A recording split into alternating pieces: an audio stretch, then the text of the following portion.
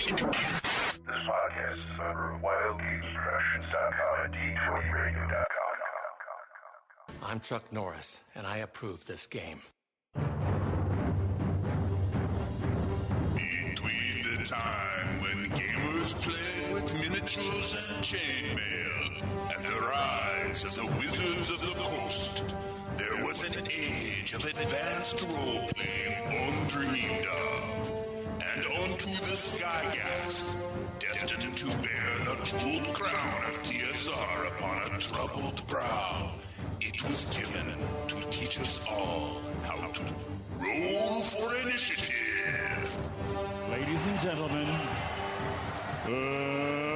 let's get ready to rumble!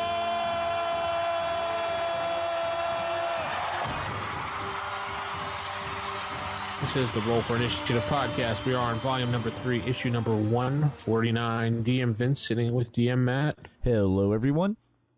And DM Hanging Chad. Yo, how are you? All right. We're back for another episode. This week we have a special guest on, but we'll get to that a little bit later. First, Chad, tell us a little bit about the last convention you were just at. People are dying to know. Yeah, well, I was at Nexus Game Fair about 2 weeks ago. Had a very good time there. Played a lot of games. I think I was running games like a Dreamlands adventure for Call of Cthulhu, a Gangbusters adventure, a Top Secret adventure, and I think there was one more, but it's off the top of my head. I can't remember which one that was. Oh, yeah, One for Chill by Pacemaker. By Pacesetter. Pacemaker. But yeah, it was a really good time, and while I was there, I even had a chance to sit and talk with Merle Rasmussen, the creator of Top Secret, the original Top Secret. We talked for a couple hours and came up with a really good interview, which you can listen to if you tune into the Dead Game Society podcast. Cheap pop. There you go. Got to push it.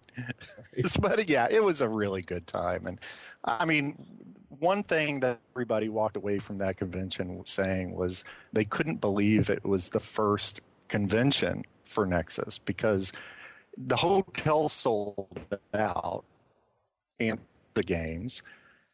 It was a really good, well-organized event. I heard almost no complaints about it the entire time I was there. So, yeah, it was a great time. It was the first convention. I thought Nexus has been around for a while. No, this was their first one. Nexus in Milwaukee, the Nexus Game Fair.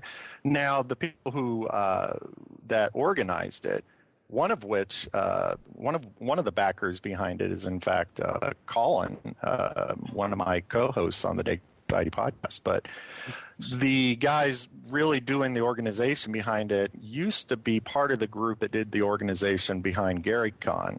So they had a lot of experience in running a convention already. So there were really no hiccups. Great time.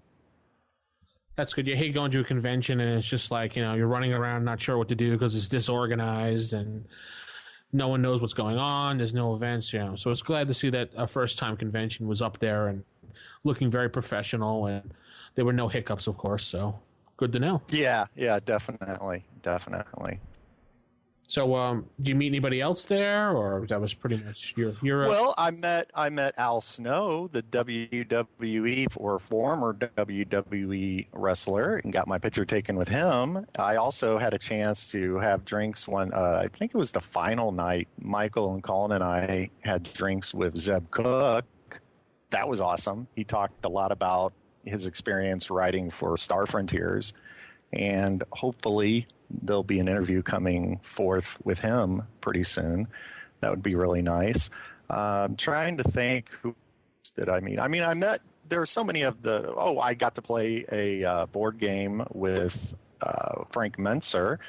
That was really fun. And when I first got there, this was actually kind of funny. I had literally just taken my luggage out of my car. I hadn't even gotten into the hotel yet, and somebody call my name. So I look over, and sitting in this car, these two older hippie-looking dudes listening to Led Zeppelin very loudly. And it was, of course, Tim Kask and Frank Mincer calling me over to their car so I could hear Tim's new remastered Led Zeppelin. That was awesome. So I hung out with them before I even got into the hotel. Outside of that, I got to hang out with old friends of mine, people that had played in my game in the past and were there, and they played in my games again. And I talked to Harold Wisconsin Johnson. At one point was the organizer for Gen Con years ago, and he's always fun to talk to. He did a lot with TSR, and he's just a really nice guy. But yeah, that was pretty much the time that I had there. A lot of gaming, a lot of fun, a few drinks, good times. So no pre-recorded Dead Game Society podcast live from the convention? Well, yeah, if you tune into episode 7, then you'll hear the interview that I did with Merle Rasmussen. Well, that was just you. It wasn't the whole group, was it? Right. That was just me. But I tend to do most of the interviews. The special interview episodes tend to be me. And then we have the regular episodes that have Michael and Colin on it. Okay. So there was no live reporting from your bedroom looking out the window? No, didn't really have time to do anything like that because I was running 4 different games, and then there was the interview, and that took a couple hours. I was hopping pretty much most of the time that I was there. You ran Checkpoint Charlie, right?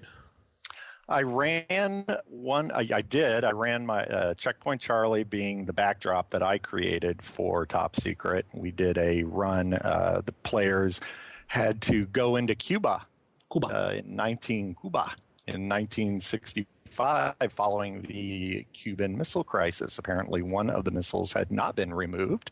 And so they were part of a special operations commando group that had to sneak into Cuba and neutralize the remaining missile, which was a lot of fun. Yeah, they got to deal with it was called the Kozlov Doctrine, based off of a guy in real history named, I think his name was Sergei Kozlov.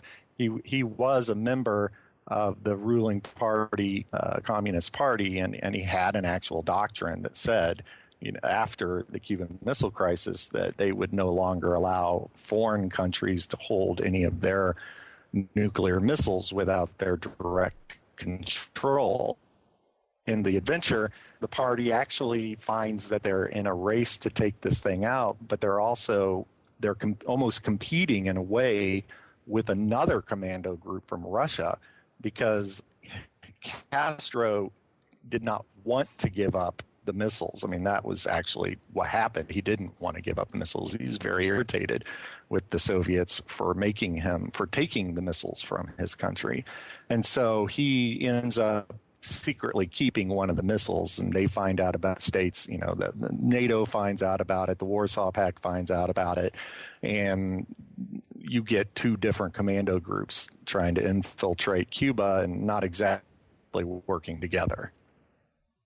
So race against each other. Sounds pretty cool. Right. One group is trying to recover it. The other one's trying to neutralize it. Yeah. So it was a lot of fun. It was a good time. Then we did the chill game, was called Murder on the Moors, and it was more of a whodunit. The party all shows up at this kind of forlorn mansion owned by this real not very nice old rich guy who invites all these people for his birthday party, and then turns out these are all people he doesn't like because for various reasons. Every one of the players had their own backstory on why they didn't like the old man, and the old man dies, and it becomes a whodunit, who murdered him. So there, if you've ever seen the old 1980s movie with Peter Sellers, it was called Murder by Death. Anyway, it's really it's a little bit like that, a little bit like Clue, I guess you'd say. Cool. Yeah, so it was fun. A lot of games, a lot of fun. And did Michael run his usual Marvel Kiss games and everything like that? And he ran Kissastrophe, cool. In which this time he did not come in the full Gene Simmons battle destroyer armor. But he did come as a KISS roadie, which was pretty cool. He looked like a homeless guy practically at the table. And then, of course, he also ran the Cthulhu Love Boat adventure where he dressed up as Captain Stubing, and he ran his Nightmare on Sesame Street. So there was a table full of people, including Peter Sullivan, not Peter Sullivan. Why am I getting his first name wrong right now? Anyway, he was one of the players, and he was actually the one of the people behind the original Chill game, and they all had hand puppets from Disney. It was really kind of fun. That sounds odd. I would have liked to have seen that game being played. Oh yeah, exactly. Yeah, no, it always draws a crowd of people. Stephen Sullivan. Why was I anyway, if you're listening, Stephen, sorry about that. My mind was playing tricks on me. But it was Stephen Sullivan. Anyway, but yeah, he always gets a crowd of people who stand around his table, not just the players, but then you got another layer of people behind them. They're all taking photos. I always thought that was kind of funny. Colin ran several games as well. He ran his Call of Cthulhu game based around World War II. And we always laugh. We talk about it on the Dead Game Society podcast too, because he came up with this creature he calls the Humanzee. and so we love joking about Humanzees now, but there were Humanzees, and that had a lot of. Same time, Colin's games tend to also take a more serious bent in many ways, like my own, and the players were really into that. And I played in one of Colin's games. We did a Menser edition game. They got to use the big battle rules, for armies, and that was fun. My character died, probably not halfway through, but hey, that happens. He was nice enough to give me another character later on for the big battle. Cool. Yeah. So great time. Yeah. Okay. And if anybody's interested in going to the next Nexus Game Fair, they can always go to www.nexusgamefair.com to find out more information. It'll probably be even bigger than this one. And of course, there's also Gamehole coming up in November. And if you're interested in that one, that's the one that Alex Kamer, who I interviewed for the RFI show a while back, he'll be running the second Gamehole convention. And that takes place in Madison, Wisconsin. And you can go to that website also. They have one. It is www.gamehole.com. That almost sounds like a commercial advertisement. Yeah. I know. I'm getting pretty good at putting this information out. Yeah. Next, we're going to be hearing Chad like, if you want to find your love connection, dial 1-800. Oh, yeah. When you know it's time. To find your gaming love. There'll be two people in a bathtub rolling dice. They always end that one. What is that? I don't even know what that product's name is, but they always end it. They always have the middle-aged couple looking longingly into each other's eyes, and then at the end they show two people in a bathtub holding hands, or in two bathtubs holding hands. I always thought that was a rather silly commercial. I don't think I've ever seen that one, but all right. I don't think I'm Really? up that late at night. It's on TV all the time.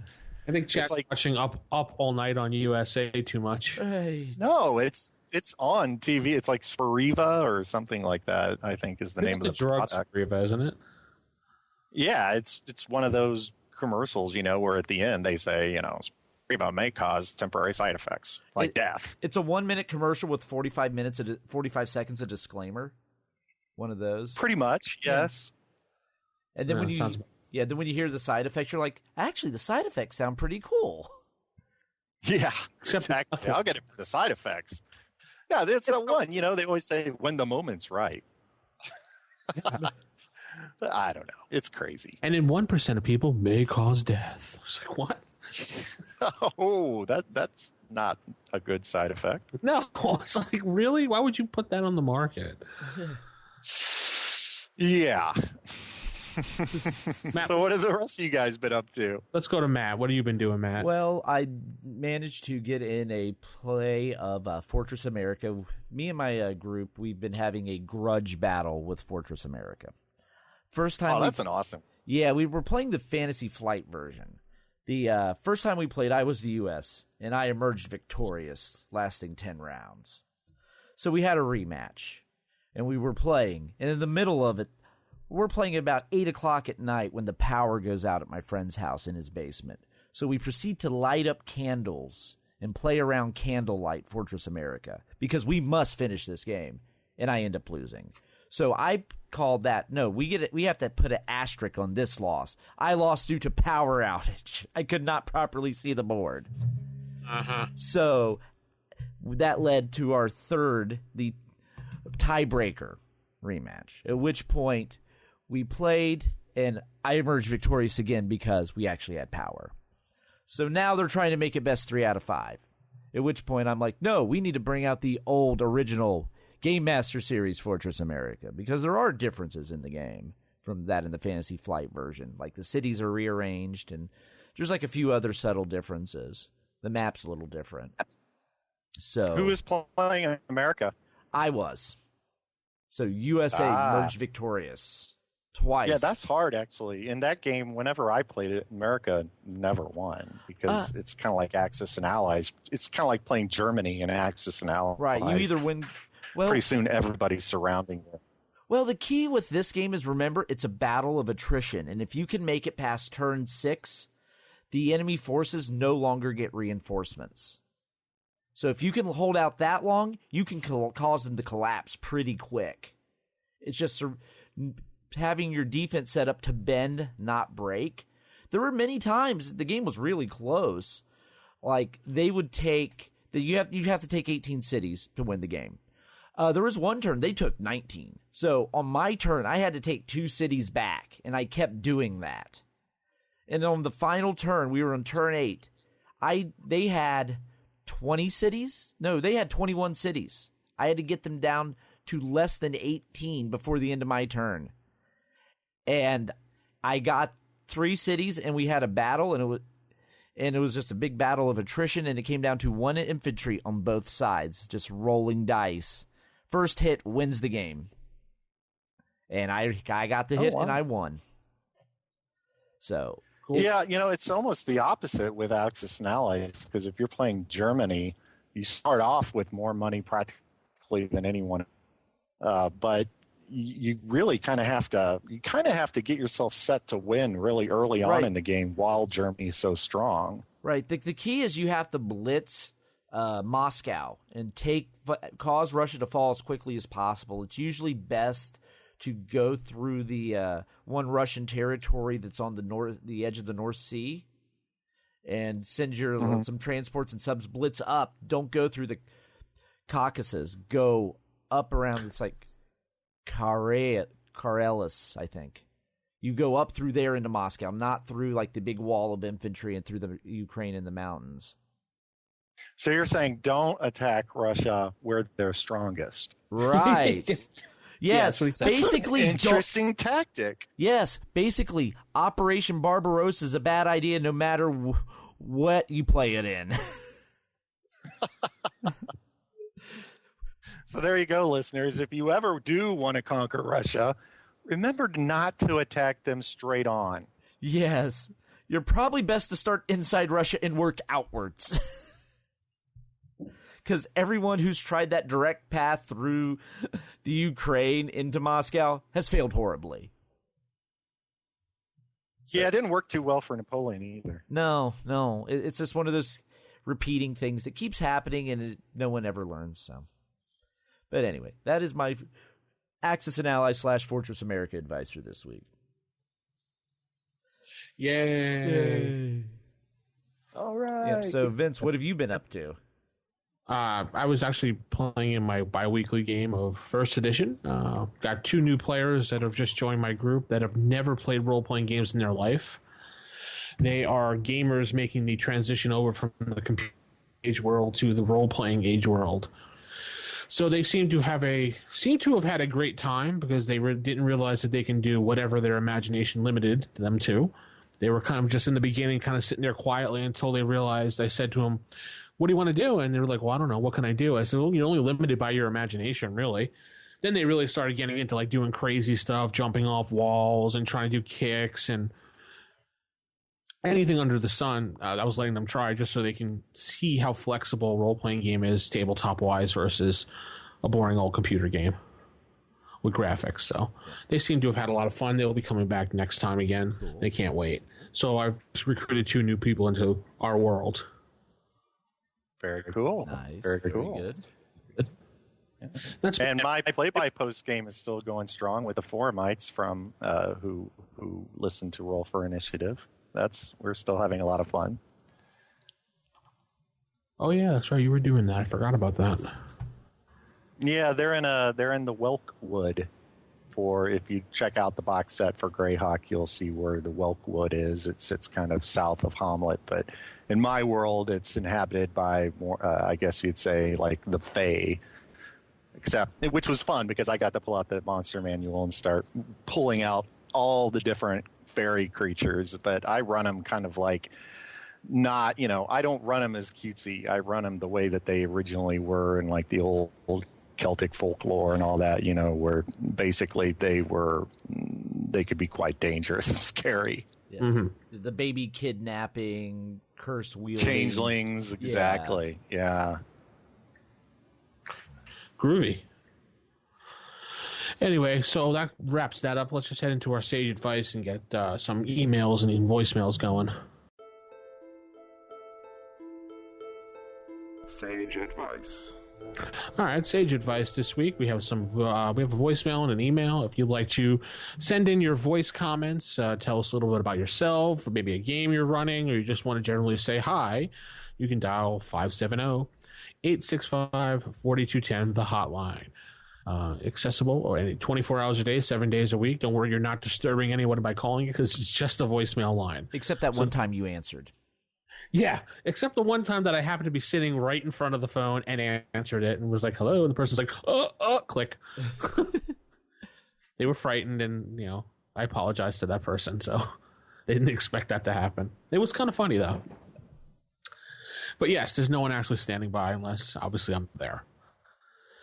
So yeah, dial that up, or you can go write up an email, rfistaff@gmail.com, and send us your questions, comments, thoughts, concerns, praise. We take it all. Or you can go to our website, rfipodcast.com, and click on, contact us, and I'll give you a little contact form. You just fill out the information, sends the email. Or you can go on Facebook and find us, RFI Podcast. Or you can go on to G+. We have our own little G+ community, RFI Podcast. You can leave comments there as well. We are everywhere, even on Twitter, but we don't really use it, so it's just there for show announcements and, that type of stuff. So our first voicemail, we'll get right to that right now. Hello, it's Team GM. This is GM Steve here in Texas, and just got through gagging after thinking about DM Crispy's last appearance on the show. But in a serious note, wanted to call and say really appreciate the ongoing work that you guys are putting in, and just wanted to give some suggestions maybe for some future shows, because I know you're up to about 145, and maybe it would be a good idea to start going back and I want to maybe doing a best of show, maybe the best of the top 10 or top 25 shows, take out some of the bits and pieces of the shows that we did or that you guys did, show 1 through 10, shows 10 through 20, something like that, because I think you put together some nice compendiums for people who just recently joined the podcast as listeners. But also, I was thinking of some other things, maybe starting highlighting on some of the modules. I know that you've done that in the past on several occasions, but especially really like Slave Lord stuff that you did. But again, trying to maybe piece together some of the modules you haven't done yet and go through reviews of those. And then also, maybe invite some listeners to give a little bit of a plug in and maybe have them call into the show, leave a message and give a little bit of a bio, when they start playing the D&D how they got into it, other games they played, etc. And also, finally, I guess the other thing I really enjoyed in the past was when you did the Marvel superhero show and some of the shows on some related other topics. And wouldn't mind hearing some things like Star Frontiers, which is another one that was a contemporary to AD&D and things like that. So anyway, keep up the good work. Hope all is well, and appreciate the good work on your end. Bye. Oh, thank you very much. I'm sorry that you had hearing Crispy, but Yeah. seems to be an ongoing theme with Crispy's voice and people listening to it, people vomiting. So, I don't know, some type of thing, Matt. Wouldn't that be kind of cheap, but Yeah. totally TV swish? Right. And it would also be a lot of work, a lot of listening to like ourselves, because while we have show notes of what we talked about, we don't necessarily have like when you see the TV shows and they have like the highlighted specific moments, snapshots in time. Yeah, I wasn't really good at cataloging those. I can tell you what we talked about. As for that specific point of not so much. Yeah, and I just pretty much did the same thing before you did, and we just handed it over to you. So right. So here's the thing: listener participation. If a listener wants to go and put a best of clip show, do it, and we'll listen to it. And if it kicks butt, by golly, we'll put it out there. So let's Matt in the buck. Yes, exactly. It's a fine tradition in audio podcast production. Yeah. It would be totally cheesy of us for an 80s based show to totally cheese it and do like they did back in the 80s and do the best of show. Well, we do the intro like it's a real episode, then we just flash back to the old stuff and never actually. Yeah, like like the Cosby Show or the Golden Girls or something when they just sat around and talked about every episode that happened that season. Do you remember when? And remember when Cleo robbed a car? Yeah. Remember Cleo? What is it? Remember when Theo did a drive-by? Oh, that was a funny one. No, yeah, but we could do more modules. Star Frontiers, Chad, when do you have that slated for your Dead Game Society? Well, we'd like to get that one coming up here pretty soon. I mean, we're trying to do things chronologically, but with the interview episodes, we don't do those so much chronologically because when you get a great interview, you can't really, you want to get that on the air as quickly as possible. But for our regular, roundtable episodes, we are trying to go fairly chronologically, and the next one slated should be Boot Hill. Okay. And then after that, it's probably going to be Gamma World, Metamorphosis Alpha, and then following that, then it's it may be Traveler after that, but we are working our way up to Star Frontiers, and like I said, when we do get to the Star Frontiers one, I might even, cross my fingers, but maybe we'll even have some words from Zeb Cook. Mm-hmm. Well, that's to here on the show and then give you a precursor to what's more to come for your show. Yeah. Why not? Sure. Everyone keeps asking for it, so. Yeah, well, getting all three of us together to record is kind of like herding cats, but, we are getting together more regularly. It's just that we wanted to get those interview episodes out because, like I said, you get a great interview, somebody's nice enough to do an interview with you, you really want to get their interview out as quickly as possible because I don't think it's really fair to the person who agrees to do an interview for your show to then have their interview put on the pile, so to say, while you cover other things. The BBC schedule release of once every 6 months, or? Yeah. Well, I don't know. We've been getting our last couple episodes have been actually pretty much every 2 weeks, and I already have another episode in editing right now. So as soon as that's edited, we'll have another one out. And the Merle interview came out about 2 weeks ago, and we have another interview coming up, as a matter of fact, with Ernie Gygax. And I just need to get the editing done on that. Cool.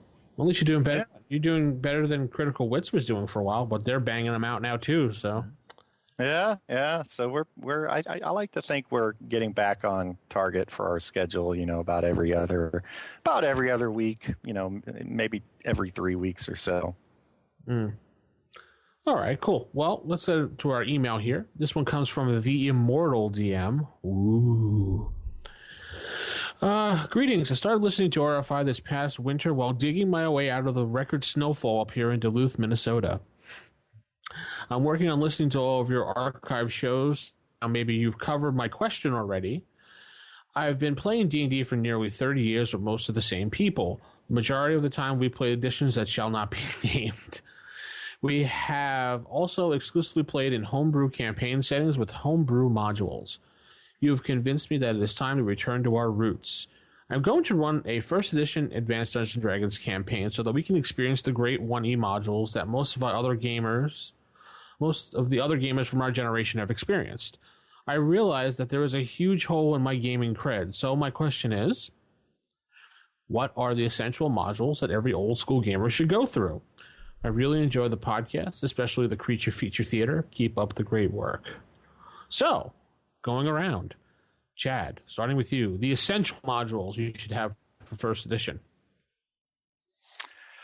The Ascent modules for first edition? Essential, what you should definitely have. Oh, the Essential. I was going to say, I'm not really familiar with the Ascent module line. But yeah, the Essential ones for first edition. If I were going to start up a first edition campaign, which I've done on several occasions, I think there are a couple choices where you can start from. You can obviously go with In Search of the Unknown, in which case I would then lead it into, or vice versa, probably keep on the Borderlands with a lead-in into In Search of the Unknown, because there is an actual cave in Keep on the Borderlands. When you're on your way to the Caves of Chaos, they have one called the Cave of the Unknown. I always thought that would be a great lead-in to In Search of the Unknown. And that's a quintessential introductory couple of modules for first edition AD&D. But there are other routes you could take. A great one that I think is underused for starting a campaign are the Salt Marsh adventures. Mm-hmm. Danger at Dunwater. Why am I mind blanking on the very first one for Salt Marsh? You guys know that one. Danger at Dunwater was the second one in the series. The first one is Matt, which one has the picture? He looks almost like a vampire in the oceans out there. Oh, it's here. Can't believe I can't think of the name of this right now. Anyway, and then finally, the third one was The Final Enemy. Those are really good ones. The Sinister Secret of Salt Marsh. If you get those three, I think they make a really good intro into a campaign, because it's a little different. It's not, at least the first one is not as much hack and slash. It's more of a mystery that then leads into Danger, Dunwater, and The Final Enemy, where there's quite a bit more combat taking place at that point. But it's also, in many respects, it's a sea adventure. It's a water-based adventure in many ways, because it takes place around this coastal town, and you're dealing with Sahuagin and stuff later on, not in the very first one. But it's got lizard men and Lokatha and all sorts of neat sea creatures. But it's a great, you can tone it down or rev it up. It's one of those kind of adventures, depending on how good your party is. And then finally, you can never go wrong with the Village of Hamlet. Right. If you do the Village of Hamlet, it's probably the best intro adventure, I think, module for a campaign. And then from there, you can go into all of the different modules that form the Temple of Elemental Evil. And that right there is your entire campaign. Right. At least for a long time. Right. Those would be my essentials, at least for starting a campaign. Okay. Yeah, and for me, I agree with the Village of Hamlet. I mean, that's a nice introduction to, here is this village, wander it and explore. It's not as linear as some of the other modules. It's not like you must go to point A to point B to point C when compared to some of the later ones. Also, there's some once you get your players to higher levels, I think Ravenloft is something that you should experience at some point in your gaming life. Same with Tomb of Horrors. Just be prepared to play another game because it probably won't last that long, especially with new players. And don't get attached to your characters. If your party is the type that literally, they cry when their character dies, you don't probably want to put them through Tomb of Horrors. Right. Also, Against the Giants, that whole 4-part. Oh yeah, definitely. Yeah, that's another one. The G series, and I like to use the Slavers to lead into that. Right, so you can actually go from the Slavers A series, go into the G series, and then next thing you know, you have a complete campaign, and you could. And that's the great thing about these old from the G series, you can hit the D series. You can go right into the Underdark. Right, yeah. Then you can Giants. go into the Queen of the Demon Web and all of that. I mean, that's the great thing about these old modules. They have their story arcs, their series of modules, but you can easily chain one series to the next series to the next series. And next thing you know, you have this giant epic campaign from all these modules because while yes, they're set in like Greyhawk, but they're all generic enough. With a little tweaking, you can make it into your own world if you wanted to, and make all of these easily fit. Also, if you want, those would mix with Forgotten Realms. They would mix with Greyhawk. Right. You can put them in pretty much any standard fantasy setting. Right. You can plop them anywhere, and then there's also, if you want just something a little wacky, there is a module that we reviewed, the Forest Oracle. Jeez, yeah.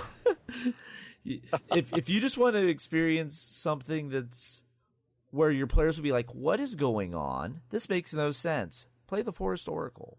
So there's a little. Or if you really want to confuse your players, put them through Dungeon Land. Yes. The next thing you know, they think they're playing Dungeons and Dragons when in actuality they're running through Alice in Wonderland. So exactly. Yes, there is all kinds of modules that you can find. I mean, there's like the ones we mentioned. A lot of those are the classic epic ones, but there's also lots of little hidden gems. So my suggestion, go on. Don't be. Go ahead. My suggestion is go on to Drive-Thru RPG, or D&D Classics on Drive-Thru RPG, and just browse through all the modules they post and see what strikes your interest. Because really, even the bad ones like Forest Oracle, there's still some redeeming value to. Forest Oracle is one of those epic modules that you're just like, how did this get printed? Sometimes you need to experience train wrecks. Just saying. Yeah. Mm-hmm. But and I was going to say, don't be confined also to just the first edition AD&D modules, because there are plenty of great basic D&D modules out there that can be converted into AD&D. Yes. And Palace of the Silver Princes, that's a really good one that you could convert into an introductory module. Yep, the entire B series. Amber, of course. Yeah. Mm-hmm. So there are a lot of modules out there for basic D&D that could easily be converted into AD&D. I'd like to go. My favorite is B4, the Lost City. Oh yeah, Lost City. The Lost City. Mm-hmm. That's always my favorite to go, because it's that whole exploring in the desert, going to the temple, and then the whole the whole stone groups that are down below that you have to deal with. Well, they're not really stone, but they act like they're on drugs or something. That always makes me laugh. Yeah, and if I had to mention probably my favorite module that's probably ever been made, I probably would with with the Lost Caverns of Sajganth. Mm-hmm. Okay. Cool. So that's going to wrap up Sage Advice this week. Right now this weekend, I believe Oswarp DexCon is going on right now up in the northeast area of the United States, New Jersey, New York area, I believe. Is that correct? I think that's where it is. Yeah. And I'm looking at a picture that someone put up of the giant old school team dungeon crawl game. It is a 30-foot 36-foot map on the ground with 5 teams racing to get the most gold to get out of the map. It's amazing looking to share that with you guys, but people laying on the ground playing the game on this big giant maze map, the big dragon in the middle. So it looks like it's a lot of fun. Oh, yeah, definitely. And, of course, Gen Con's right on our doorstep, isn't it? Yes, it is. Yes, it is. Yeah. Anybody going? No. I'm going. I'll be there, and it's a little under 40 days away. Because it starts the 13th. Yeah, I won't be making it this year, but who knows? Maybe next year. Yeah. I keep saying that myself, so. Yes. It should be good times as always, even if it'll be hideously packed considering the amount of pre-registrations they had. New all-time record. And Another one? Another one. They're thinking like 60,000 or so. God. And have they gotten a new record in expensiveness for a convention? The badge is still 70 pre-reg, 80 afterwards. Price-wise, it's not bad. It's comparable to other large conventions. Dragon Con's far more expensive. Yeah, but I heard the hotels, don't the hotels just kind of keep getting more expensive? The downtown, if you're into housing block, no. If you're willing to just make the 10-minute drive from the airport or take the shuttle that's running during Gen Con from an hotel airport, you can stay for $110 a night. However, everyone wants that attached skywalk and doesn't want to have to walk more than a block. That's the problem. It's kind of like at Dragon Con, how everyone wants to stay at the one hotel. That's the issue. Yeah, well, gamers are lazy. If you Yeah. look at a photo of most gamers, there's a reason why they want to be very close. Yes, whereas I have no problem with a 5-block walk, so I just take advantage of that. I do. I'm in the photo I just mentioned, so Yeah. I'd like to be as close as possible. I like being as close as possible, too, but however, I will have no problem taking a hotel for a 5-block walk. I got a hotel. I'm not actually using it because I did actually go with something a little closer, but I pawned it off on a friend. A hotel downtown, about a 6-block walk from the convention center for $160 a night with free parking. So, which is when most hotels in hotel block were going for like $180 to $200. So, it's you can still go to Gen Con. It's just you had a bunch of people pouting when they didn't get the exact room they wanted. And since there's so many people wanting to go, there's far more pouting. Well, the first time I was there, was about the hotel 2 miles away, and while I didn't really care about the walk or the ride, it was just a matter of that I had so much loot that it was a pain in the butt to carry it around with me all day long. Right. Second year, I stayed at the Westin, which is right there down the escalator. Boom, there's everything. It was much more convenient to just go to my room, drop things off, and go back to buying more things. Right. Yeah, well, in my case, when you're running a lot of games, and that's pretty much when I go to a convention, I really only just run games, then the walk becomes a problem because you're constantly, if you're running like 3 different games in one day, you're going back and forth to your room. And if you're far away, that can become a real hassle, especially if you get to a game and realize you left one of your books back at the room and you need it. Right.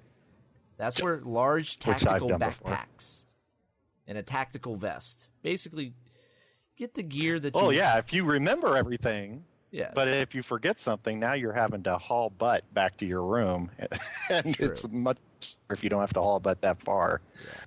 That's when an ad comes in handy. Yeah. I don't like using them for rules references and things of that nature, but in a pinch I will. So having that's what I like them for the most. Rules reference. Reading, no, I like the actual book in my hand. For rules reference, perfect, because you can just go bleep, bleep, bleep and find something. So right, depending on how the PDF was. I love it when they actually bother putting chaptering into PDFs. Please, any PDF creators, chapter your PDFs. It makes everyone's life easier. Because I would far rather use chapters than word search. Cool. All right, cool. That's sage advice. You know where to find us. You know how to get to us. Just hit us up. Let's go into our first segment. Typical. Of all the evil creatures in the world, I'd like to find one with table manners. What, are you kidding me? I spent years cultivating the worst table manners on the planet. Table manners. And welcome to Table Manners. And today on the show, we are lucky enough to have one of the principal creator, new fantasy setting Whisper and Venom. And that would, of course, be Zach Glazer. Hey, Zach, how are you today? I'm doing pretty good, thank you. Yeah, good to hear. Good to hear. So, Zach, tell us a little bit about Whisper and Venom. Can you give us a little bit of a background on the product? And you did that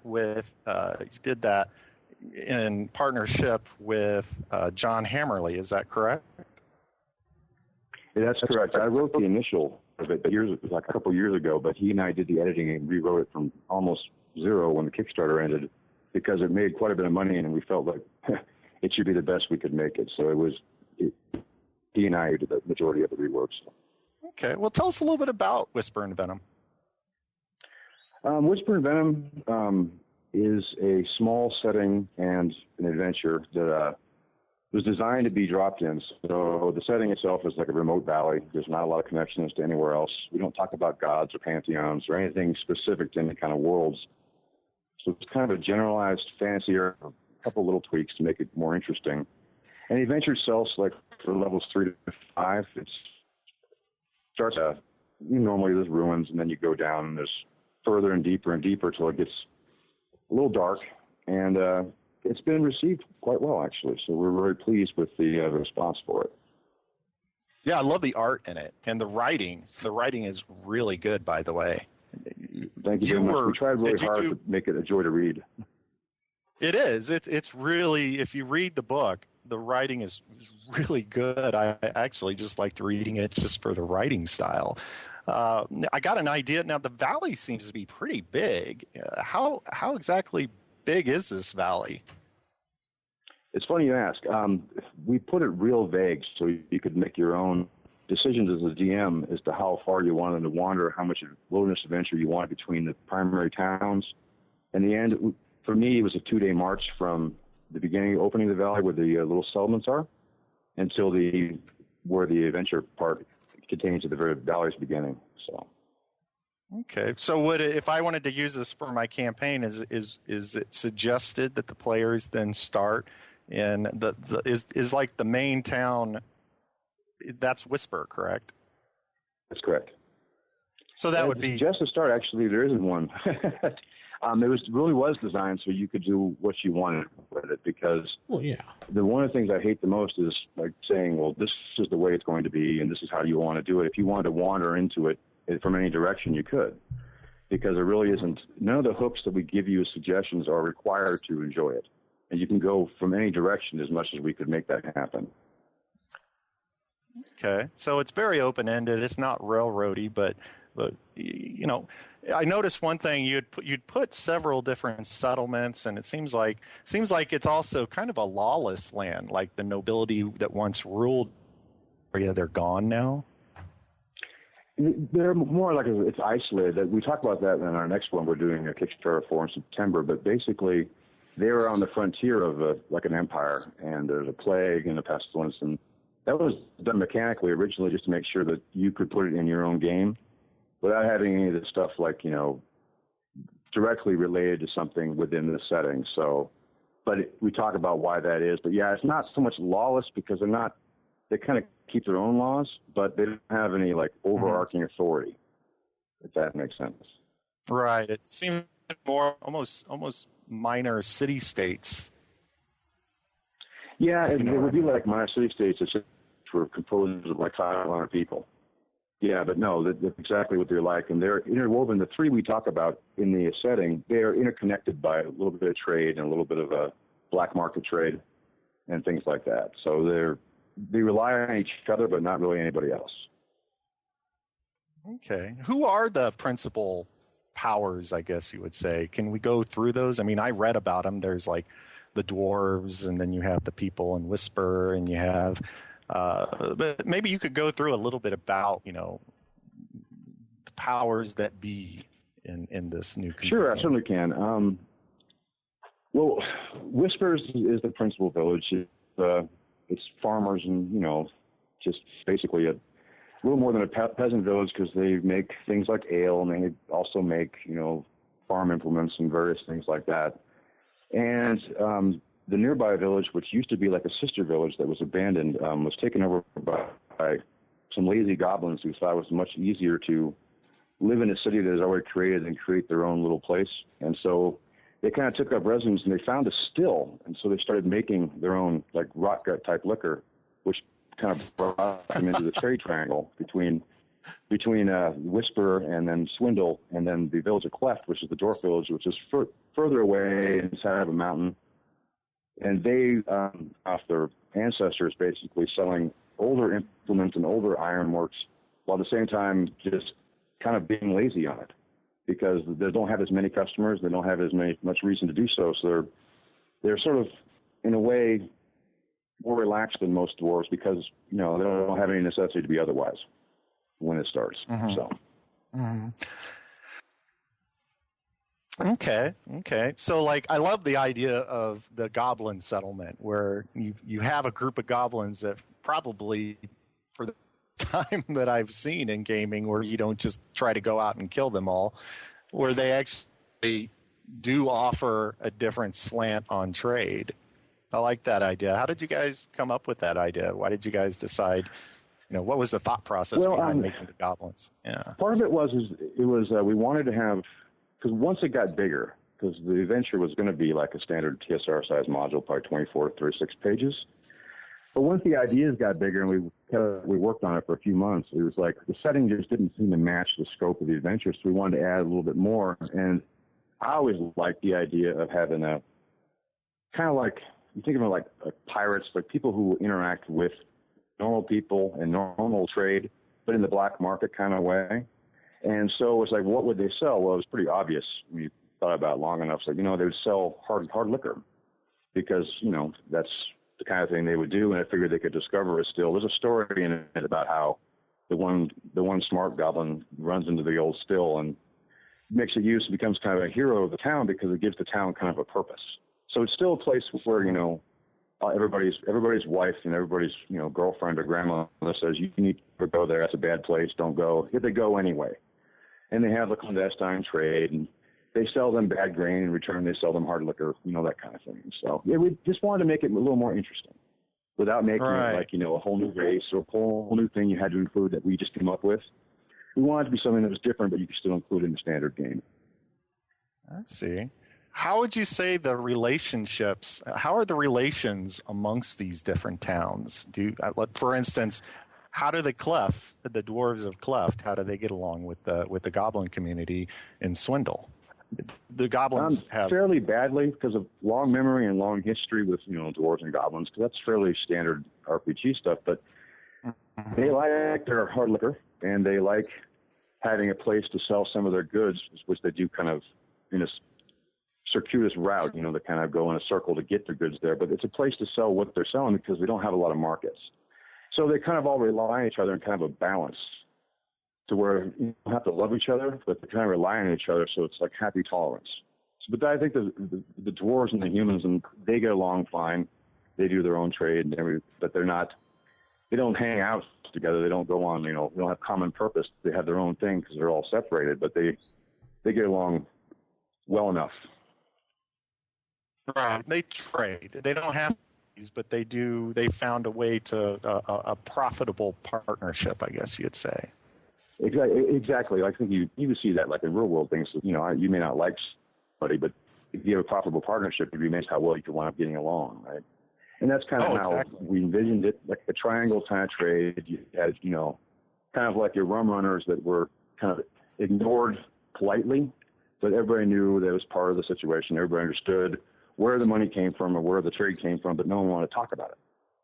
And so, right, kind of like during Prohibition, actually, where it was kind of it's a lot like that. We have a whole group in there that talks about there's a temperance society in Whisper that really hates all the liquor and everything else, but they happen to be how the liquor travels is on their little temperance wagon. So Yeah, we try I to make love the story that. interesting, They're but like not women, right?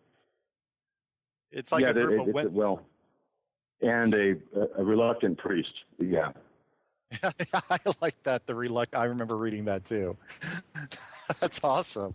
Well, it's a unique way, also, I think, of creating the politics of a setting, because a lot of times people put out their own settings. It's a lot more one dimensional. You know, oh well, this group is warring with this group because they want more power. Blah blah blah.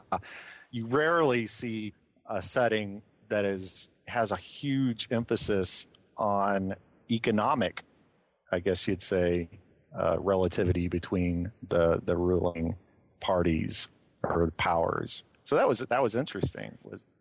I like that. Well, we try to make it kind of natural, and we also try to make it, like, once again, you know, a lot of levity, because the economic part, you know, use that 100 different ways. And if you want to change or work with the settings or have some kind of like a role-playing deals between the towns and everything else, it gave you more leeway to do it yourself and make it yours, so more than just like ours, because we want to be usable for as many people as possible without interfering with their own campaigns.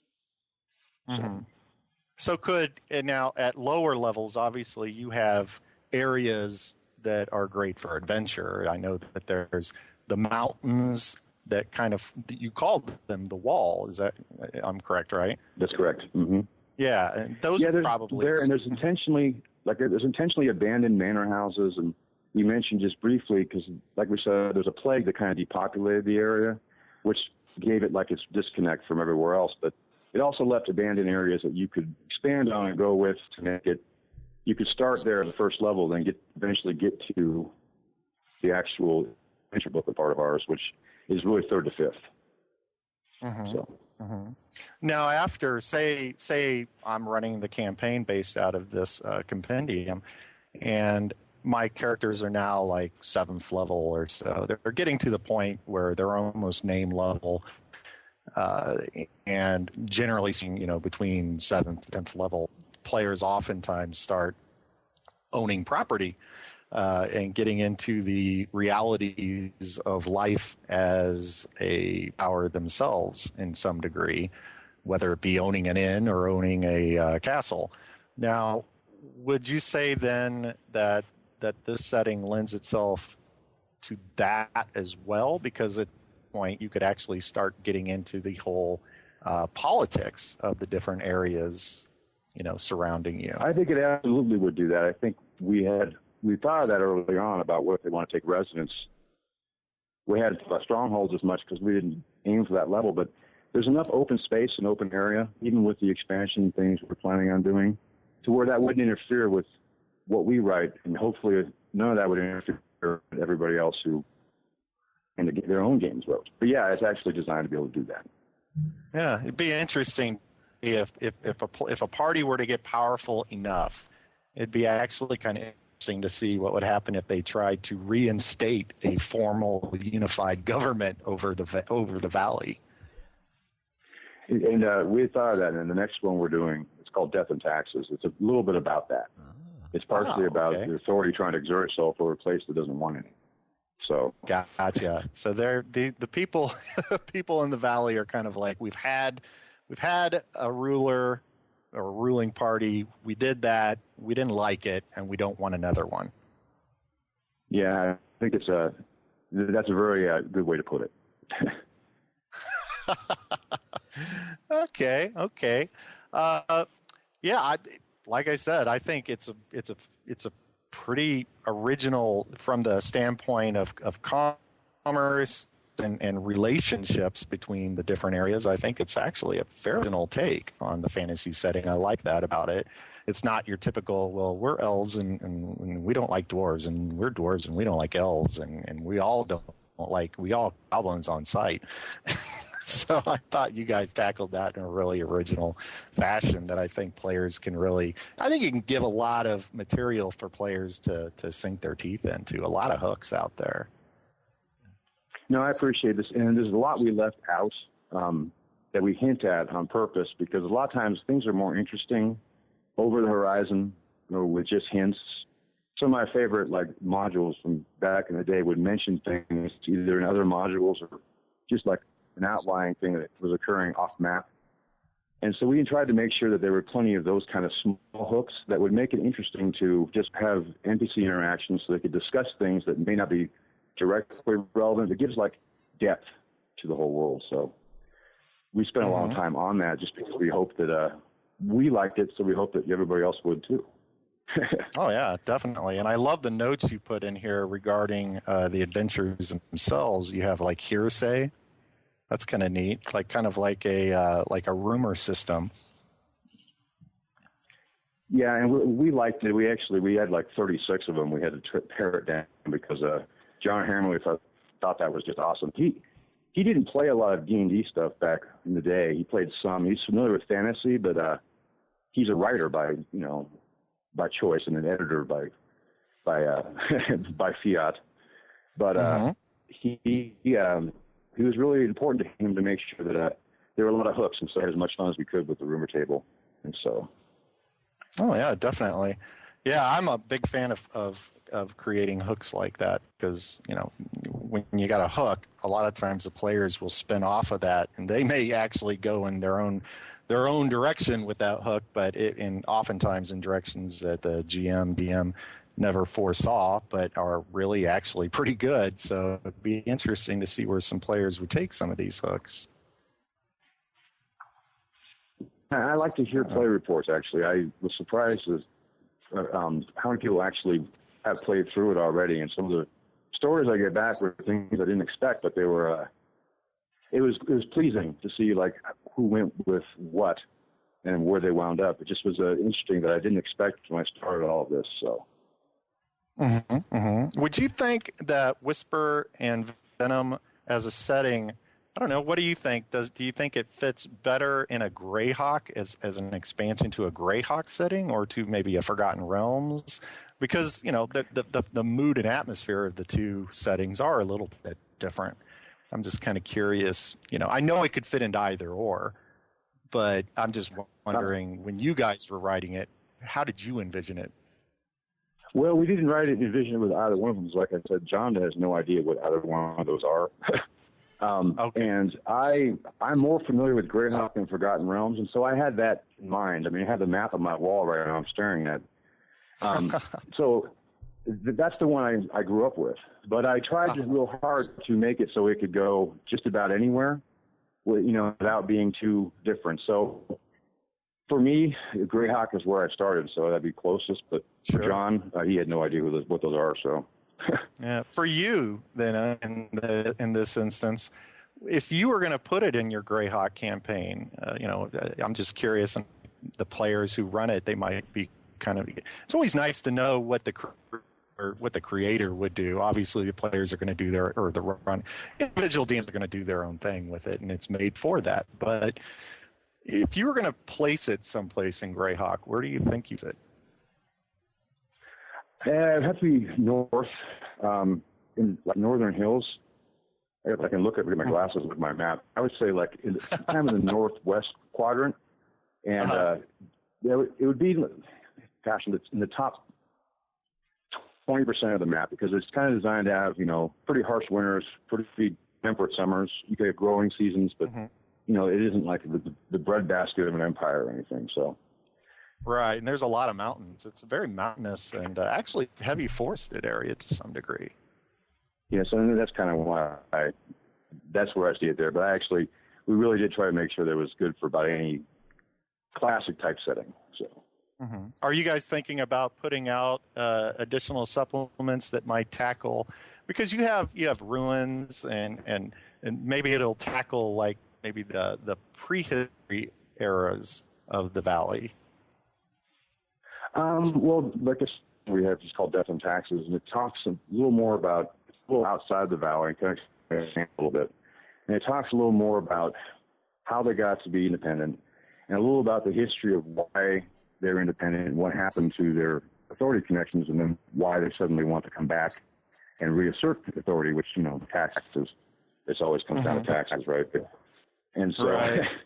And it's about their administrative area and their like kind of administrative center, that they reassert control over in order to expand their authority and the reaction of the whole area about that. So, yeah, we're talking more about the history of the stuff, but once again, I don't see us naming any of the empires. I don't see us naming any emperors or kings. We try to keep it as really low-key as possible to make sure that it's usable by everybody.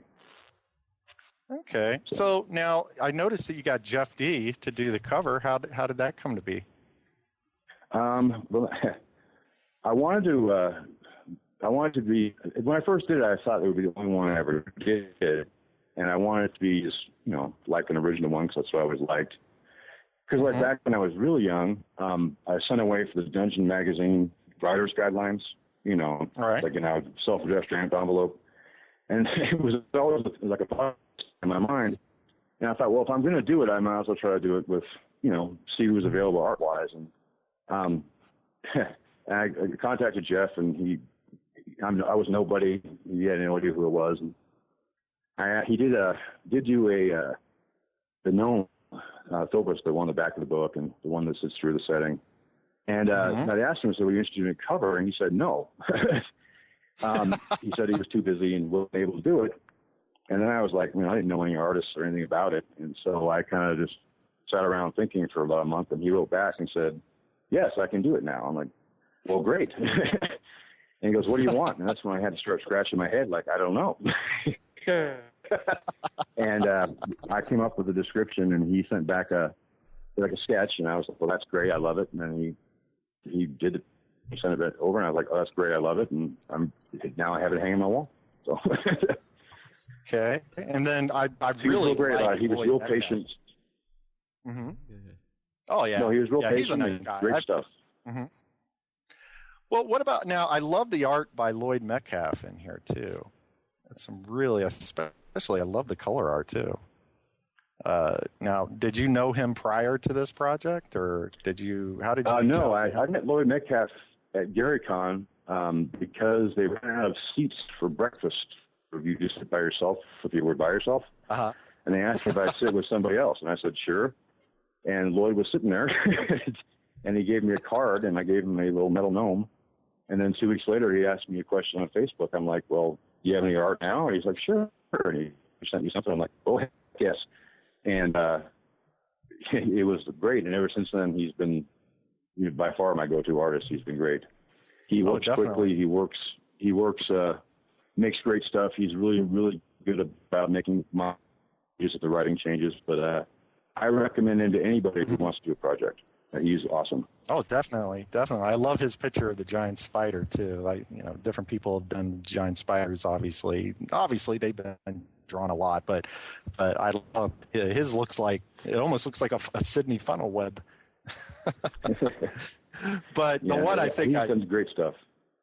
Oh yeah, the creature though. When I was looking at the spiny horror, that one always, for some reason, it always makes me think of the scene from. Have you seen the original The Thing? Well, not the original one. It would have been the one that had I don't know, that came out in the 80s. You've seen the movie? I have not. I'm familiar with it. But I have not. Yeah, there's a scene. Yeah, well, there's in it where this one guy, they find out he's one of the alien. He's, I don't know, an alien or whatever, and his head comes off, and all these little spiny appendages come out of it, and it tries to scuttle off. And I thought, oh my gosh, that thing looks like that guy from The Thing. I love the spiny horrors. They're like little rat-like things with like spiny appendages, and they're neat little critters. It's awesome because the spiny horror and the snag ward in the game, those are both Matt Finch. I actually, early on, I was reading the Monsters of Myth, and I contacted him and said, I really like these two creatures. They're different, and, can I use them? He's like, oh, yeah, go ahead. That's great. I was like, wow, well, that's really cool. Thanks, man. And so in the book itself, it does credit him, but he came up with the spiny horror and the snag ward, and I just love them both, so. Mm-hmm. Was there any principal area of research that you did when you were creating the different creatures and just the compendium in itself? Was there, what were your influences out there? Well, for the creatures, I've owned every monster manual that TSR created since like 1988. and the Dragon magazines. And so I wanted to make things that were not like crazy, like a wolf in sheep's clothing kind of stuff, but stuff that were just different enough, interesting for combat. So, gosh, it drew on so many influences. Like the first one I created was the Atoral, the 6-legged venomous thing that takes, whispered venom. I was looking at that too. And I wanted like a basilisk, but I didn't want a boring basilisk. I didn't want turn to stone. And, I wanted something new. And so I've made it kind of a thinner, faster underground like basilisk. But then it kind of got a life of its own and everything. So they all were kind of like that. I wanted them all to be just, different enough. I didn't want like a giant leech, and so we come up with a merc beast, and they didn't want the cave crickets, so we came up with creature. a bird. Yeah.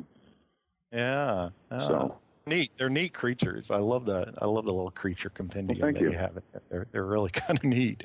I want to use them in other games too. In fact, what I love about the book, because it's so open ended, because you guys did a really good job of making it generic enough that you could fit it into other campaigns, but interesting enough in its own politics that the DM who's read the book will have no problem giving great hooks within that area.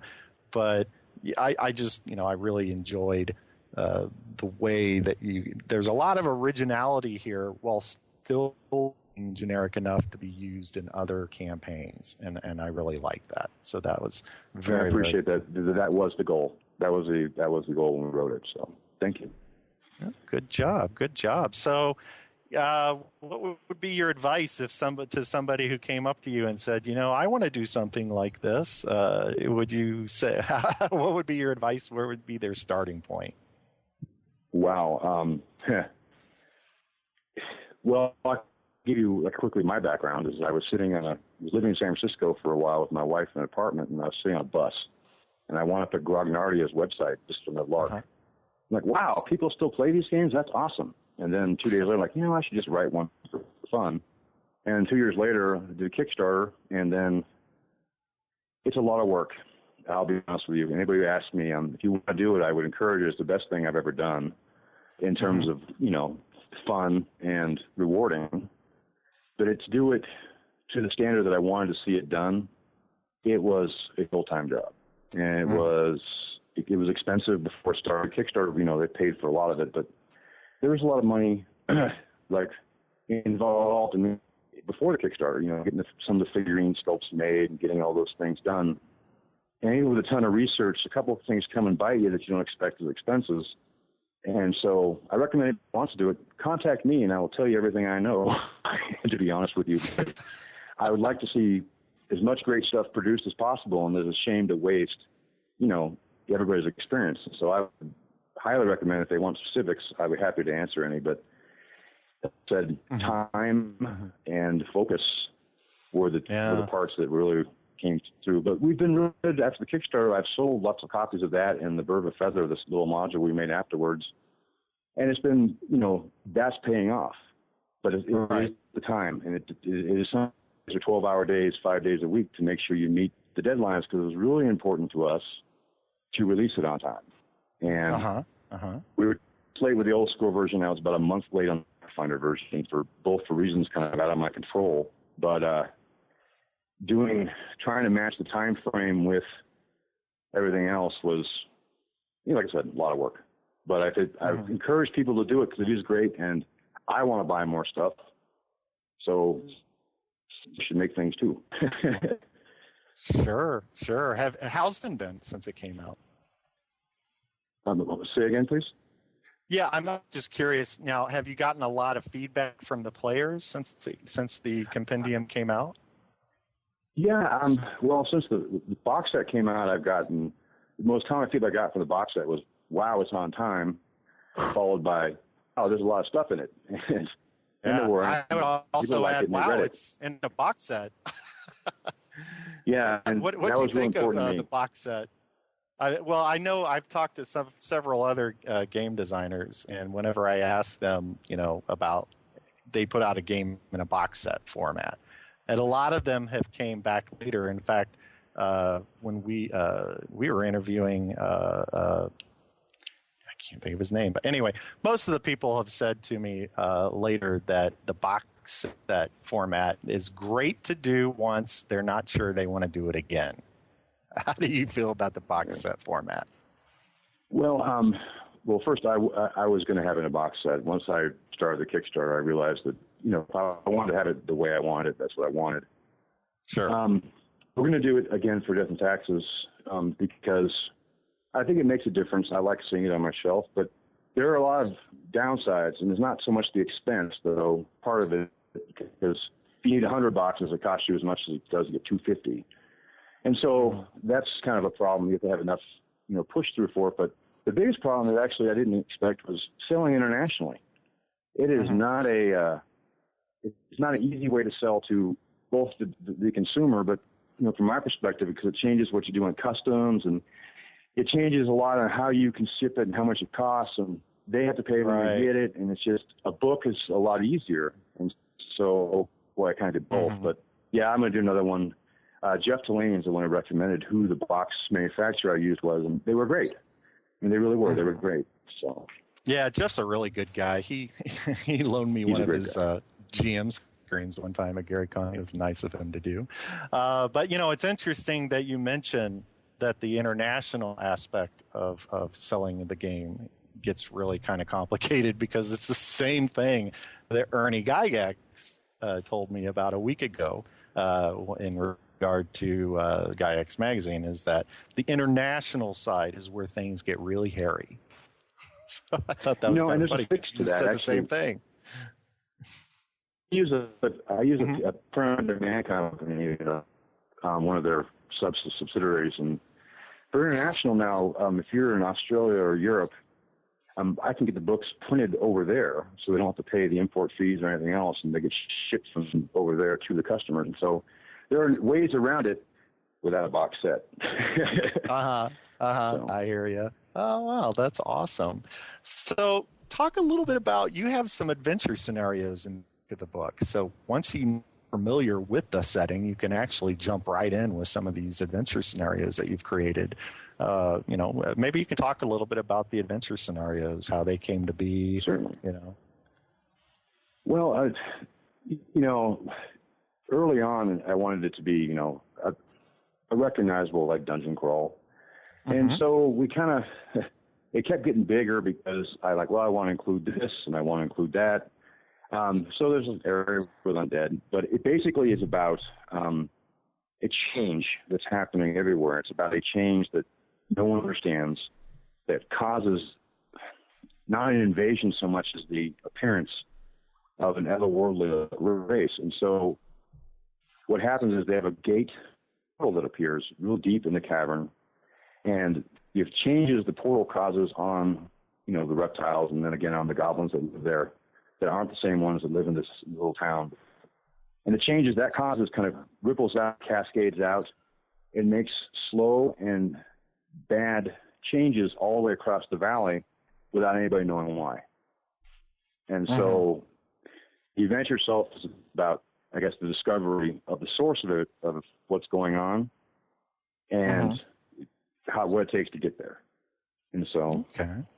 So do you have a particular favorite amongst the scenarios? I like to be honest with you. There's one where it says a local is missing, and it's it's a guy. It's a goblin guy who from the Swindle, who gets kidnapped by the other goblin tribe and taken down below. And the reason he gets kidnapped is he hangs out by the bathing pool, watching people bathe. So and then you wind up finding him in a bad place, in pretty bad shape. But it's a hook to get you to go where the story goes, and it's not directly related to the demons or to anything else. It's related to the towns, and it's a small hook that leads you to something bigger. So right. You also have some really good interior art in here. Like when I say interior, I guess I mean, like areas of an adventure. The ruins, you have like, ruins map 1 and such. Those are really, really nicely done as well. I mean, again, it gets into the whole quality of the product itself. And I'm assuming were those were done by Lloyd Metcalf as well? Although I know Elisa Faden the interior had also maps done a lot. The interior maps were done by Lloyd Metcalf, except the one that was done by me, and you can easily tell which one that was. And then I have to go back through it. It's just I'm learning how to map, and that's what I do in my spare time. But you're learning cartography. It takes talent. yeah, it does. But it takes a lot of talent and time. It is, and that's why I farm it out. Like I'm a big believer in. Look, I can write it with John. John can edit it. We can do those things, and I can do all the production stuff and make sure it all comes together. But to have first class art, first class photography, first class miniatures, those kinds of things, you really have to hire people who do it, and they do a good job. And they have and the layout not a is track very record. nice. They have a good portfolio. Yeah, and I was going to say you have a great layout. Whoever's I don't know if we're doing it or whoever was doing it, but they're very good. Well, congratulations. That's me. Very nice. I actually like it. And in fact, that brings me into one question. I won't keep talking your ear off, but I was curious about. I remember one time I was talking. I think it was Harold Johnson at Gary Con 2 or 3. And one of the things I was remarking to him about was the layout in the original DMG. Remember those little cartoons they had in like the corners and stuff? And he was laughing. He was saying, yeah, well, here's a little secret. We only put those in because we needed to cover up blank space because they needed some filler. And I know you didn't have to do that, obviously. Your layout is really nice. And now you do have some illustrations down in the corners. Did you run into kind of the same issue when you were putting the layout together? No, actually, but that was partially by accident because Lloyd Metcalf had made so many images for me for the promotion through Kickstarter and for idea stuff. And, I kept paying him. He kept making art.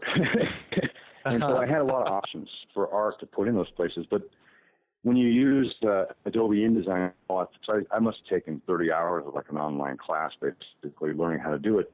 There are a lot of nice ways to make those adjustments, but having the art was immensely helpful, making it smooth. So the trick was, I paid a lot of money for art. Okay. Well, there's another bit of advice for somebody who, is wanting to get into game design. And with their own products is, again, that's actually a really important bit of knowledge is you need to really, I've seen other people put out independent stuff and for a first time and the layout oftentimes knows it. Whereas the layout in this book is very well balanced. It's a really good job. It's a nice binding to the book, great illustrations, great maps, great content. I'd have to say it's a really well done. Well, thank you. You make me blush. No, thank you. I won't. Yeah, okay. I won't detract from the fact that it was a lot of work, but I am pleased that it came across the way we wanted it to. So. That's awesome. In fact, I just finished the last layout I'm doing on it. I just finished last week the Pathfinder PDF version of it, and I've now officially done laying out Whisper and Venom a year later to the day. So. Oh wow! So it's always nice to be able to sit back after something like this. It's fun. I've dabbled a little bit in game creation, but I have a good time when I'm working on something. But I bet it's just a great feeling when it's done also, and you can sit back and just watch the people having a good time with it. It is, and it is because the reception's been real good, so that really helps a lot and be able to relax about it. But yeah, it is. Will we be? Go ahead. No, I said it is 100. The PDF was only like 136 pages, and so it was a lot of work a lot of times, but it was worth every second of it. But yeah, it does feel great to be able to sit back and go, "Wow, I finished. I made this." Yeah. Can we expect to see Whisper and Venom then coming at the next GaryCon, or what's the convention you'll be hitting with Whisper and Venom? Well, I may be going to Game Hole. I'm not sure, but I know I'll probably be playing. Because I ran Whisper and Venom at GaryCon here and in North Texas, the short version of it, of course. And then I'll probably be doing the like a basic intro to Death and Tax next to GaryCon in North Texas, for sure. Mm-hmm. Well, hey, if you're a Game Hole, you'll probably see me there then. I always sit back and have a beer. Awesome. All right. I'll buy the first round. But only if you let me in on your event. Okay, well, I'm sure I can arrange that. I know a guy. Awesome. Vince, did you have any questions? No, I think I was covered it, but I did love the depth and how you went into each NPC, fleshed them out, put names for everybody so you don't have to actually do it yourself, and you put like an attitude towards this or that. I really enjoyed that whole entire section there, so I appreciate that. Thank you.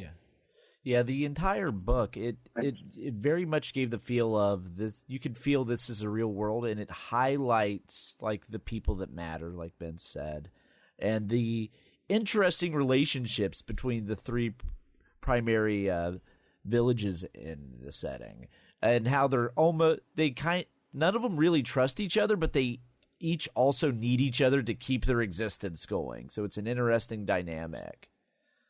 It's just that thanks. And that was intentional, so thank you. Yeah. I mean, it's when you have your lazy dwarves who basically don't want to work at all and will just sell their back pile, dealing with the goblins because they got the really good stuff to drink, and then you have the humans of Whisper just basically not wanting to admit how bad things have fallen. So it's a great setting that you can just plop anywhere. And as I read it, I can see where I almost want to spawn off. It sounds like an idea I had was you have like your Wyatt Earp character come in and he's going to clean up the valley. And it sounds kind of like your next expansion will be that. The Big Valley. Yes, the Big Valley. He will. No, Big Valley. It does deserve probably a little bit of cleanup too. So right, and I can see the adventurers being that group sent in. You need to go clean this up. Now do it. I would love to see somebody playing like a deadly do-right paladin, finding himself, like entering this area, and he's like, "What? No, we shall not have any of this trade with guns." And the whole town's kind of looking at him like they tar and feather him out of town on a post. Right. That would be Whisper, not Spindle. You have a real strong temperance movement. The town would probably tar and feather him, but they need the help, but I'm sure they wouldn't want it. So. Or maybe the nearby kingdom did send in that paladin to clean things up, and he never came back. And now it's your job to go find him. Yeah. So I can see that too. I was thinking, because the way they read these different towns is like, no, they're not bad people. They're not all of them at least, but they're independent. They don't need some paladin coming in and telling them how to live their lives. And they would probably be quite opposed to it. So, I try to make it, for a place with little pixies and the goblins up to be as kind of realistic as possible. They want to live their own lives. They have some vices, but they aren't, they're just full of vice. Like, most people I've ever met, but you have your own. So they try to have their own little thing that made them more realistic, even though they're living a place that had pixie slaves. Okay, so right. They had to be people you could relate to, even in this setting. So. Yeah, I love there's an illustration in the book of it looks like a goblin holding a pixie by his wings. Yes, that's awesome. Yeah. Well, there's a backstory about why the pixies are wanting to be in the sleighs of the goblins to get some. They are like agriculture. They get a pollen out that they use to make their liquor. So there's a backstory to it, but I thought pixies were more interesting when they're actually servants. So yeah, they're using sea dust. Because you could. Yep. Nice. I like that. Well, I tell you what, it sounds like a great game, and I've read it, or I've compendium. I have the box set, but you were nice enough to allow us to peruse, copies of the compendium, and I loved it. I'll definitely be using it in my own campaign because I think I can already think of a lot of things I can do with it. Oh yeah, definitely. And again, a lot of people when they first put out something like this, they're full of ideas about this world. They start putting in their own gods and things like that. Well, at that point, it makes it harder for the runner to just plunk it into their campaign because now they have to filter things out. You made it to where you've taken all of that work out of it. The individual DMs can put what they want into it. They don't have to worry so much about taking things out of it. Right. And like I said, it's intentional because it's a lot of buy-in for a setting that already has pantheons and has, local politics and high-level, things going. You have to really do a lot to buy in. I wanted to see it played. Now, I thought I had some ideas that were interesting and different, but to get the most people to play, I didn't want them to have to make huge changes. Like I didn't. My goblins had horns and they were 6 feet tall or something, or the elves in mine were dark sun elves and less like Greyhawk elves. To try to keep it really as easy to include in your own campaigns as possible, because that's what I would want. And so this is basically Whisper and Venom. So if I wanted it, that's what I put into it. So definitely. Hey, one more question, my last question, but I'm just curious. When you there are some NPCs in the town of Whisper, as well as some of the other towns, I believe, and when you play tested this, are we seeing any of your characters or any of the parties, the initial play testing parties' characters? Well, not the initial play testing parties' characters. The gnome in the back at Opus is based on a character, John's.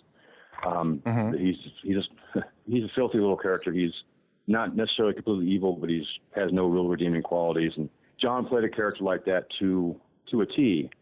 And when I was first writing it and thinking I needed an adversary, his character came to it. But none of the actual NPCs are based on anything from the play tests. So they were already there when we started doing the actual play tests. So I see. Okay. Well, I think you pretty much answered all my questions, and unless Vince or Matt, I do have something more to say. In case you are questioning what is in the box set itself, other than the main book, we do have a companion guide. We also have a companion guide map booklet. We do have a set of dice in here with some miniatures that were really well done. Did you do these? Did you mold these out yourself, Zach? Or have someone do these for you? No. I got Matt Solich from Center Stage Miniatures hooked me up with sculptors that did the sculpting, and a company called Valiant in Madison, Wisconsin did the actual casting, molding and casting.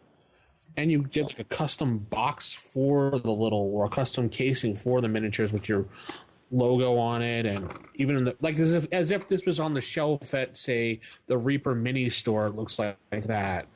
Like I could just see this sitting on the shelf of the Reaper mini store, and I'm picking up, going, "Oh, cool! Like, one of those." That's how professionally done he has these done. We also have. Well, I appreciate it. That was intentional because I wanted, I have a few retail stores that sell it. I'd like to have a lot more, but it's supposed to be something you could see on the shelf and take home and go, wow, I mean, this is great. And that's what the whole goal of the Kickstarter was. And I appreciate when you notice little things like that, because those are things that get kind of expensive, but to me, they're completely worth it because it just gives it a little bit of, I hate to say it, a little bit of class. And I want it to be something you picked up and were happy to show on your shelf and that kind of stuff. Oh, yeah. I mean, I don't really paint miniatures, but looking at that, I'd be like, whoa. I'm giving them to one of my buddies who's going to paint them for me because they're so cool looking, some of these little miniatures. Are they different each package, or is it the same standard thing, or? What do you mean when you sell a box set? Yeah, when you sell boxes, the miniatures are like a random thing, or are they just a standard? No. They a retail box set comes with one of the gnomes and 5 of the goblins. Gotcha. And then we have a collector's box set that has all of them, and that's all the miniatures that got created in the Kickstarter. Oh, and like the newest adventure we did, Bird of Feather, it came with a miniature of the Rakos, which is actually in Whisper and Venom, but the miniature never got made. And we liked it enough that we built a venture around the creature itself and made the miniature for it. So, yeah. And you also get a little dice bag with a bunch of monster cards, which I think is very convenient as well. You have a nice picture for them for display, and then statistics right on the back and a little information about each one of them. I like that idea. And if you buy it from our store, you also get the PDF. So. Right, correct. And you also have a full color map that you can hang up on the wall, like you were speaking of. Is that the same one that's in the box set, or is it a? No, it's a 42 by 32. Actually, the one for the wall. That it's almost as big as Greyhawk, but it's in one piece, so it's huge. Elucid did such a nice job that it could be printed actually that size without losing any of the resolution. Oh, cool. So it's a wall-eating monster. I love it. But the box itself is the first most impressive thing looking at that, because most of the boxes I've seen with Kickstarters are those, like I was telling you at North Texas, were these like cheap boxes. And his box, I was like, whoa, this is actually a cool box. Like you can actually hit the side of the box and it's sturdy. It can stand up to the shelf of books and stuff. So, and I was like, it's an option when you buy the box. It wasn't that much more to get the thicker box, but it was just important to me because I wanted to have one that, and I have my own personal copy in 10 years from now that hasn't fallen apart, because even some of the TSR boxes, H1, they fall apart like soon, and I didn't like that. So, like I said, what I cared about is what went into it. So, I cared about that.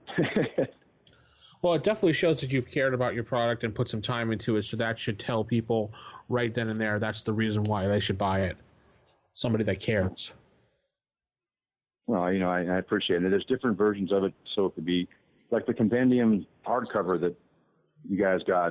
That has all the text from Whisper and Venom, so you're not missing anything, game-wise. But the box includes all the extras and dice bags and tattoos and all the little promo stuff and the miniatures and et cetera. So they enhance the enjoyment, but you can actually enjoy the product for significantly less money with the compendium.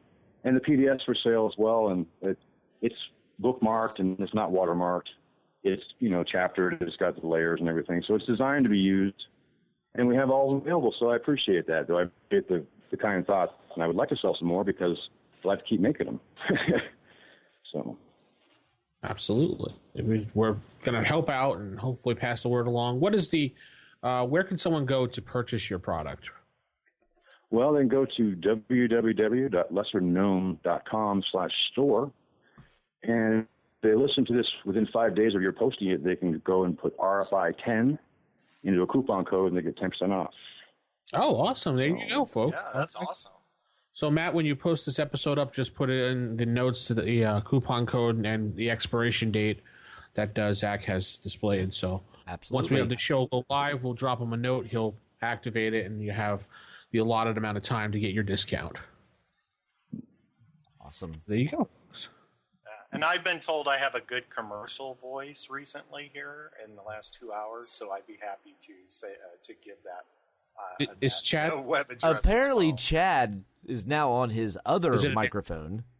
Yeah, or he's in an airplane or something, I think. Yes. Oh, really? Oh, you know what? I'm sorry. I had the mouthpiece was up because I was drinking some coffee. Yeah. Apparently, Chad connecting via tin can and string. Yeah. Hey, I'm cutting edge. Yeah, you can cut yourself with the edge of that tin can. I've done it several times. That was just a preview of the Dead Game Society. No, I'm just kidding. Yeah, exactly. All right, so let's head into our last segment, our Creature Feature Theater with Zach, and we'll talk about one of the monsters. Are you saying that I put an abnormal brain into a 7.5-foot long gorilla? Creature Feature Theater.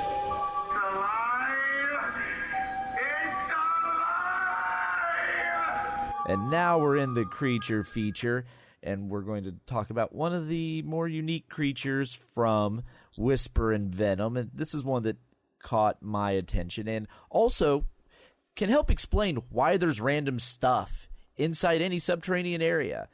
We're talking the rubbish crab, or Zach, how do you pronounce that? Because I'm sure I would butcher it. Berg.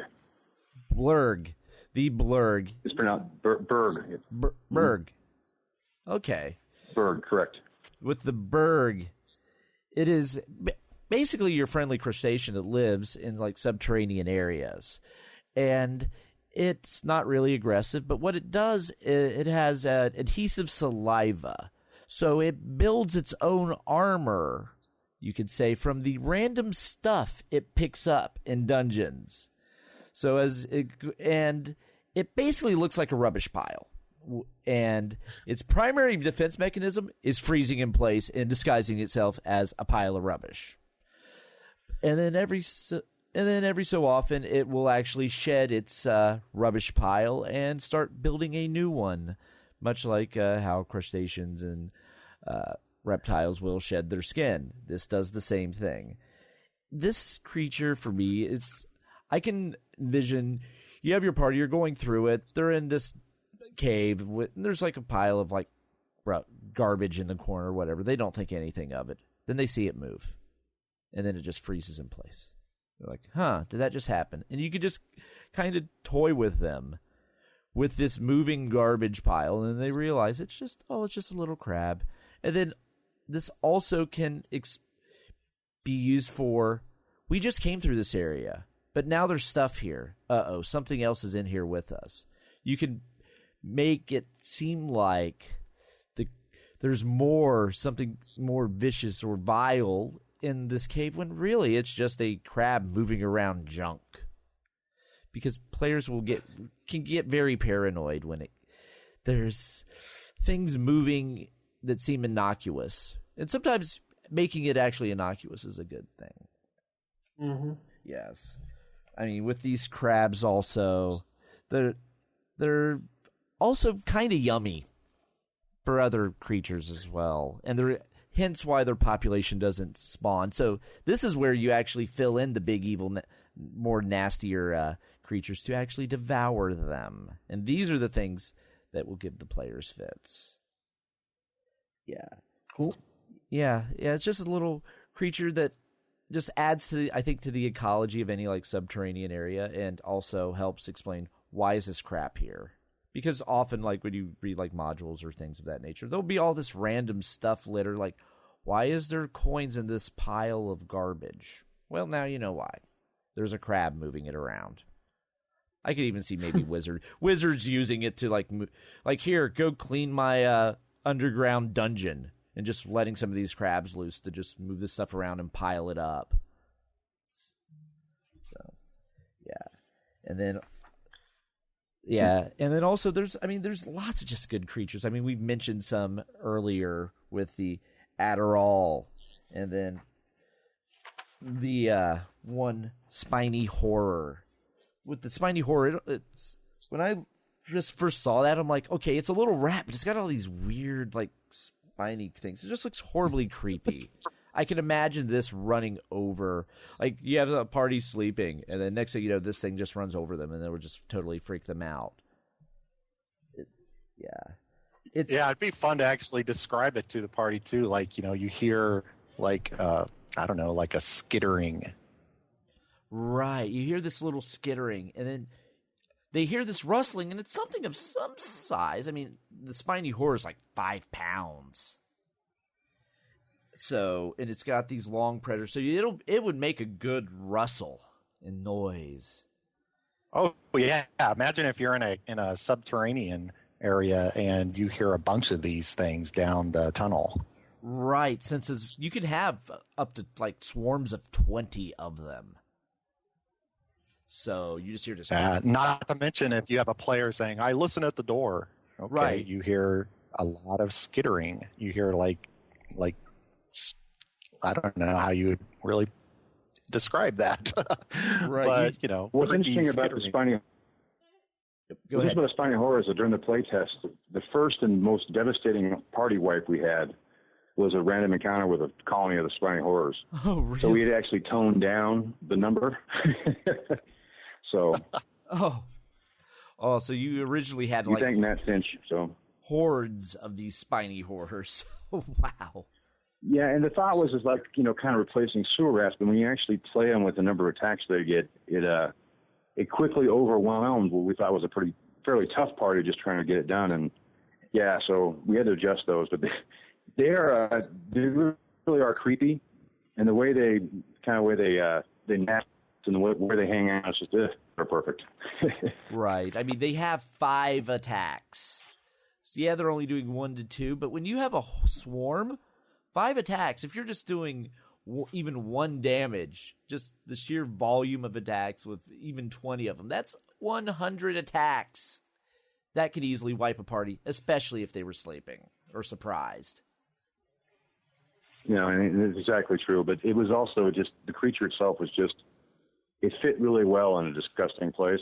And so we just really liked it down quite a bit. I envisioned it as being like a sea of them wandering across the floor and, being, but that turned out to not work. So. Right. Yeah. Maybe if you toned down the number of spines, maybe you had some baby spiny horrors that haven't quite popped all of them out, so you drop their attacks, you might be able to get away with having that floor of newborn spiny horrors with only like 2 spines or something, maybe. But yeah, but the creatures in this book, I mean, it's something you should check out too. And the thing with the creatures, they can fit in any game too. They're not specific to Whisper and Venom. Then just like all the villages and towns can be plopped into any world, the monsters too. There's nothing specifically tying these creatures to Whisper, so you can actually just move them around in your game. So, I mean, it's just a great product overall. I mean, you would be hard pressed to actually read through the compendium and not come away with like 1,000 different ideas for your home game, even if you're only using bits and pieces of it. There's just so much freshness to it that it's definitely worth picking up. Yeah, and they even add some more into the mix. The Nexid slave, the Nexid soldiers. I love the illustration too of the little demonic, kind of almost gargoyle-ish looking creature. Right, the next thing the next part we're coming out with actually explores the Nexid a little bit more. It's a shorter module called the First Sentinel. And it goes a little further about the Nexid. So if you're into those, there's a little more about that coming before we do the next Kickstarter. So awesome. Very nice. Yes. When's the next Kickstarter due out? Probably the second or third week of September, after my wife's birthday, and it'll run for 30 days again. It'll be for death and taxes, so a few months. Okay, cool. I want to be more done when I start than I am now. So, understood. It's always good to get things halfway done, or at least somewhat done. So when the Kickstarter comes out, you know that you can have material to show people, and they know that you're serious. But and we want to make sure that it's a big deal because you're taking a lot of good faith from people on Kickstarter, and you really have to have. I got to feel confident when I go in that it's going to come as a finished product the way I'm selling it. And so we've put it off. We're going to do it on April 15th because of the title. But, we want to make sure at the time, we want to have enough stuff to it so we can get some art and to make it worth it. So, so the third week of September. Cool. Yeah. All right. Well, Zach, thank you for coming on the show and talking a little bit about the box set and the book itself. And hopefully people will go out there and purchase, and buy your stuff and support you every day. I appreciate that. Thank you very much. And it's been a pleasure to be on the show. Awesome. And we'll check in with you when your new box set comes out so we can take a review of that, give people the shout out about that as well. Maybe we'll give you a shout out during your Kickstart time so we can help promote that for you as well. Oh, great. Well, thank you all very much. Absolutely. Thank you for coming on the show. And we'll say keep it original, keep it old school. Good night.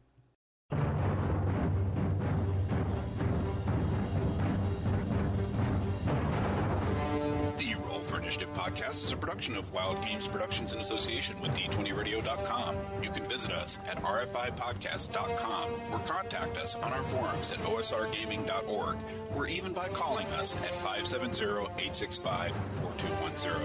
This podcast is produced for entertainment purposes only. All other uses are prohibited. And remember, if your magic missile spell doesn't automatically hit, you're playing the wrong edition. Thanks for listening, and we'll see you next time on Roll for Initiative.